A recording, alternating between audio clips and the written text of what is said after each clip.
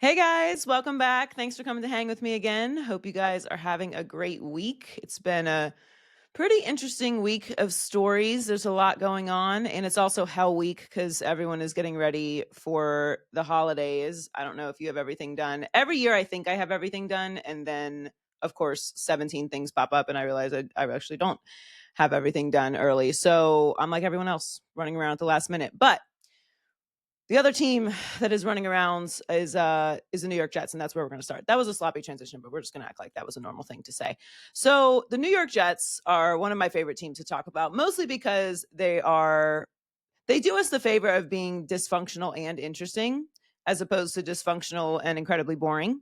So they're also in a position to switch things around next year or hang on to Aaron Rodgers, and every week it's a new fantastical thing with the Jets every week.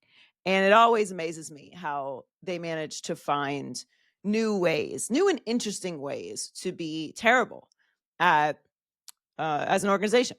So, according to the Athletic, this story is fascinating. So, according to the Athletic, Jets owner Woody Johnson nixed a trade for former first round pick Jerry Jeudy because of Judy's Madden rating.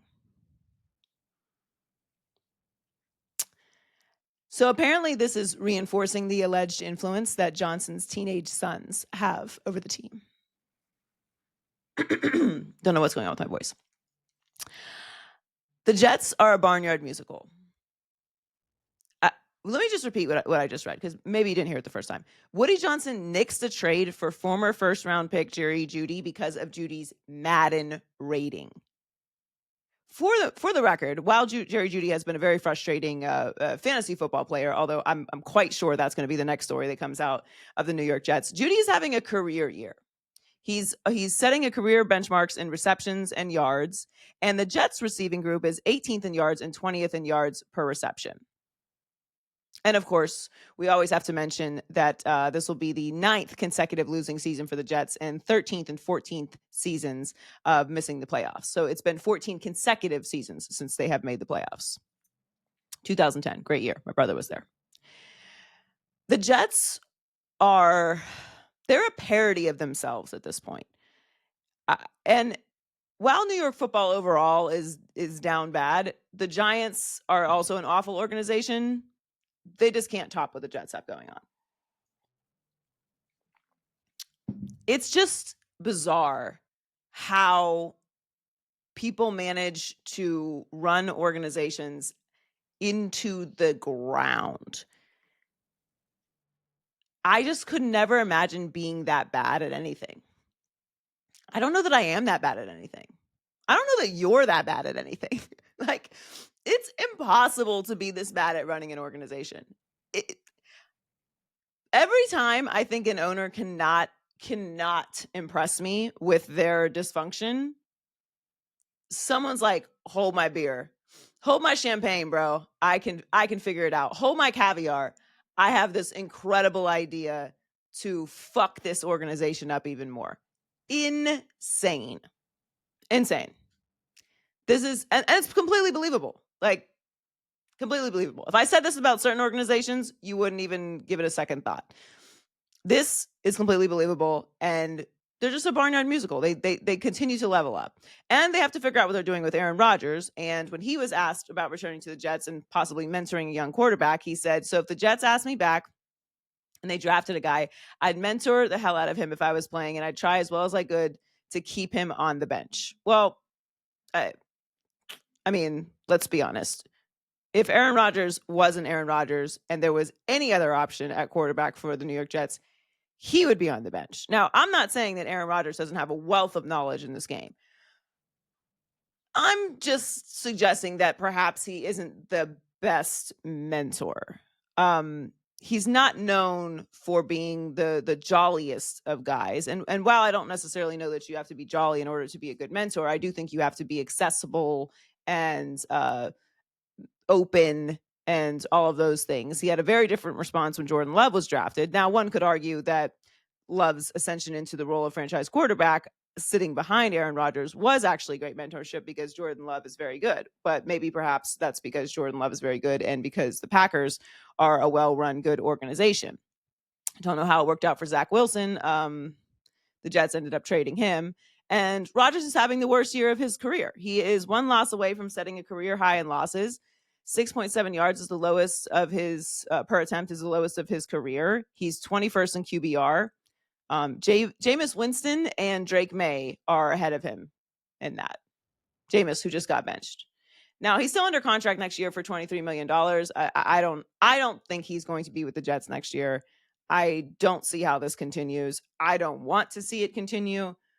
Not because I don't think that if Aaron Rodgers wants to keep playing football, that he shouldn't keep playing football. I say that if an athlete wants to continue playing their sport, they should do it until they no longer can. But that doesn't mean that I have to consider you good or respect what you're doing in the sport at that particular moment. Like, we're going to assess you as is appropriate. If you want to ride this into the ground, by all means. But what I'm not going to do is go into next season with the Jets and Aaron Rodgers and talk about them like they're a contending team. That's what I'm not going to do. But if he wants to come back and the Jets want to run back this silliness one more year, have at it. I'm sure they'll find new ways to impress me with their dysfunction. But I'm very skeptical that Aaron Rodgers is going to sit quietly and mentor a young, highly drafted quarterback. I don't see it. But more importantly, I'm getting the last squeeze of juice out of this rotten fruit that is the New York Jets. Because running it back next year, unless they make some major significant changes, this is not a team that I'm going to be wasting time on. They're not contenders. I knew they weren't contenders when this all got put together, but they have even impressed me with their level of complete dysfunction. So a team that's not dysfunctional is the Kansas City Chiefs. And unfortunately, Patrick Mahomes is dealing with a high ankle sprain, mild ankle sprain, but he was asked about playing through his injury, and he said he doesn't want to. You don't want to put yourself in harm's way. They're going up against the Texans this weekend. Then they have the Steelers on Christmas Day. I personally think that the Chiefs should sit Patrick Mahomes this weekend against the Texans. It's too risky to make things worse. You're trying to go for a three-peat. He's only missed 4 games as a starter. He's incredibly durable. We know he plays through pain, but you've got such a quick turnaround with the Christmas game.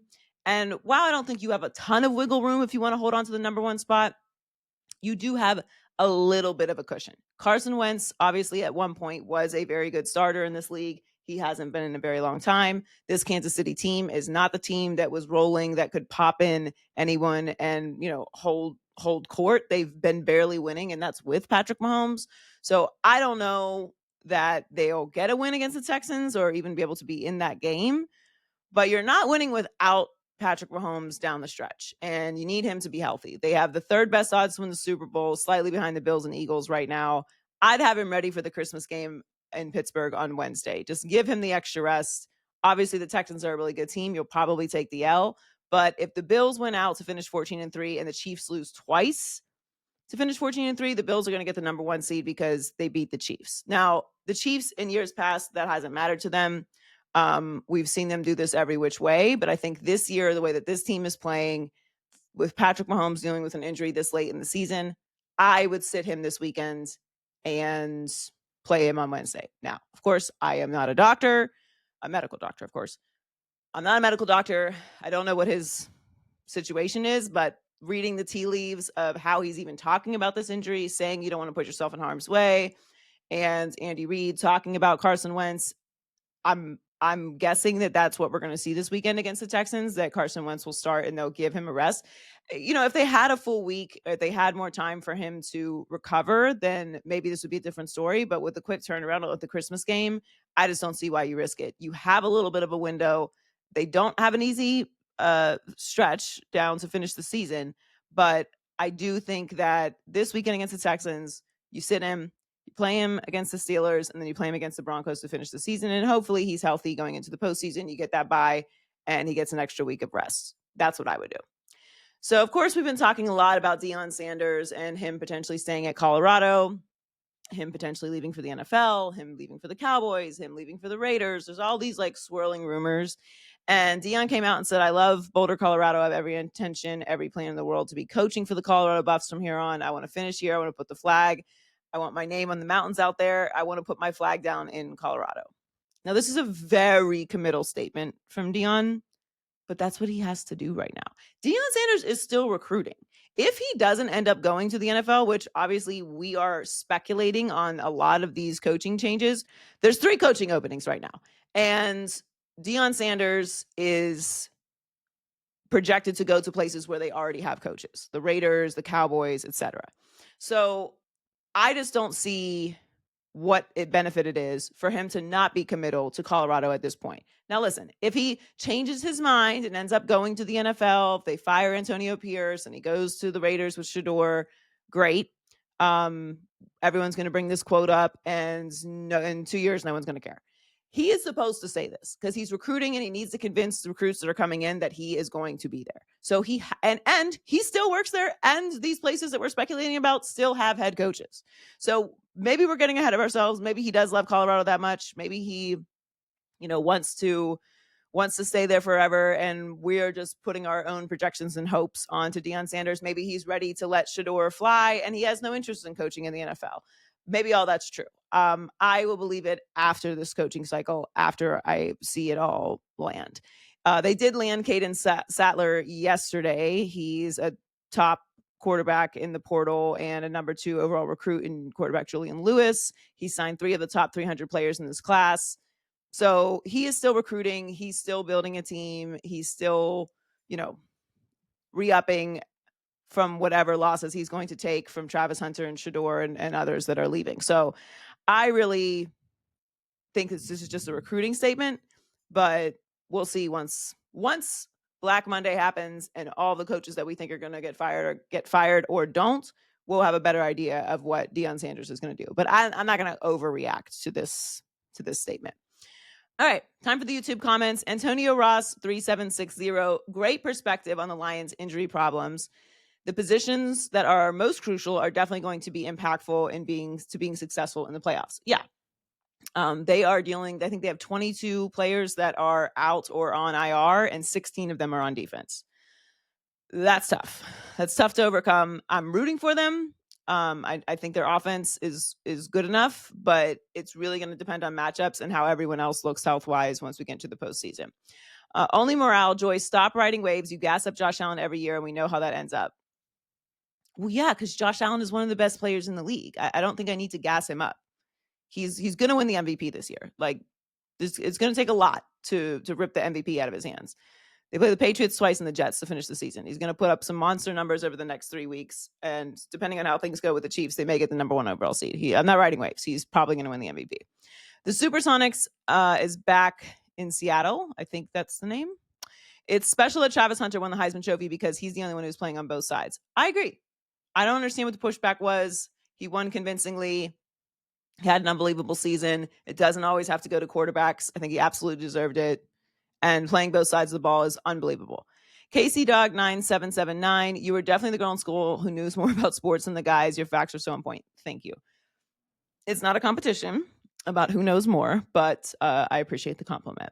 Thank you guys for commenting and sharing. Make sure that you hit subscribe and leave your thoughts. We are going to be off next week for the holidays, but I'll be back after that and get right back to it as we head into the end of the NFL season. Have an amazing holiday, an amazing Christmas, and we'll talk to you soon.